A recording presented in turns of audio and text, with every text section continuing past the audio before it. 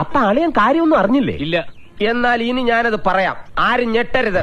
ചേട്ടന്റെ കമന്റ്സിൽ വരുന്നത് കള്ളപ്പണം വെളുപ്പിക്കൽ സ്റ്റാർ എന്നൊക്കെയാണ്. ഞാൻ എങ്ങനെ ജീവിതത്തിനെ കാണണമെന്ന് നീയാണോ എനിക്ക് പഠിപ്പിച്ചത്? ഞാൻ സിനിമയെ എങ്ങനെയാണ് കാണേണ്ടത്, ഞാൻ ജീവിതത്തെ എങ്ങനെയാണ് കാണുന്നത് നീ എനിക്ക് പഠിപ്പിച്ചു?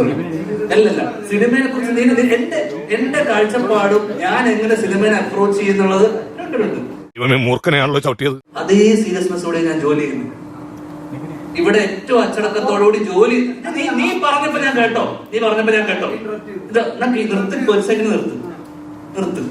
ഇതേതാണ്ട് എലിക്കണിയിൽ സൂനവെട്ടതുപോലെ സൂനവെട്ടം എടുക്കാനും പറ്റില്ല, കെണി ചുമന്നുകൊണ്ട് നടക്കുകയും ചെയ്യണം. നീ ഒരു ചോദ്യം ചോദിച്ചില്ലേ, നിങ്ങൾക്ക് കുറച്ചുകൂടെ സീരിയസ് ആയി കണ്ടോ? അത് ഞാൻ മറുപടി പറഞ്ഞിട്ടെ. ഞാൻ എങ്ങനെ ജീവിതത്തിനെ കാണണം, ഞാൻ എങ്ങനെ സിനിമയിൽ അപ്രോച്ച് ചെയ്യണം എന്നുള്ളത് നീ എനിക്ക് ദയവ് ഇത് പറഞ്ഞു തരുന്നു. ചോദ്യം, മോൻ പറഞ്ഞു കള്ളപ്പണം വെളുപ്പിക്കാനാണ് സിനിമ എടുക്കുന്നത്.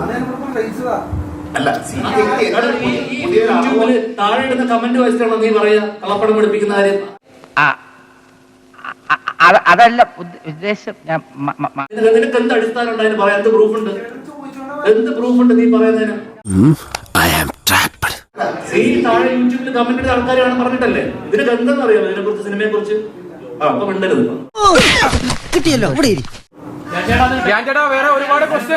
ആവശ്യമില്ല.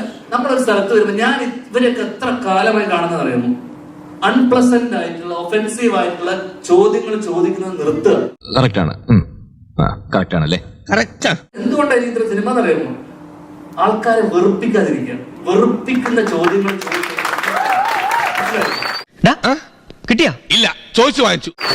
സിനിമയിൽ വേണ്ടത് വെറുപ്പിക്കരുത്. ഇവിടെ വേണ്ടത് സിറ്റ് പടം ചെയ്യുക, ഇതൊന്നുമല്ല. അച്ചടക്കം, മര്യാദ, എവിടെ എന്ത് സംസാരിക്കണമെങ്കിലും വെറുപ്പിക്കാതിരിക്കുക.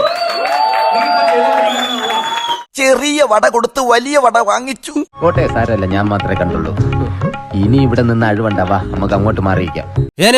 ഞാൻ പോകുന്നു. ബൈ.